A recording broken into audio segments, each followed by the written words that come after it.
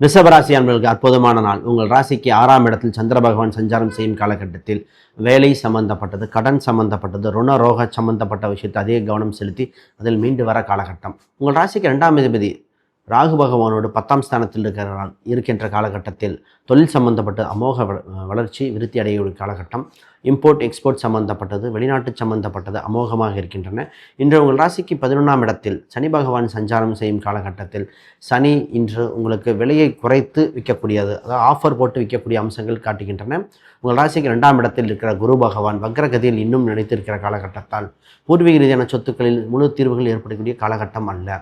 திருமணம் சம்பந்தப்பட்ட விஷயத்துக்கு உங்கள் ராசிக்கு அமோகமான காலகட்டம். 7க்குரிய ஒரு உச்சம் பெற்றிருக்கும் காலகட்டத்தில் திருமணம் சம்பந்தப்பட்டது மன திருப்திகள் அடையும் காலகட்டமாக இருக்கின்றன.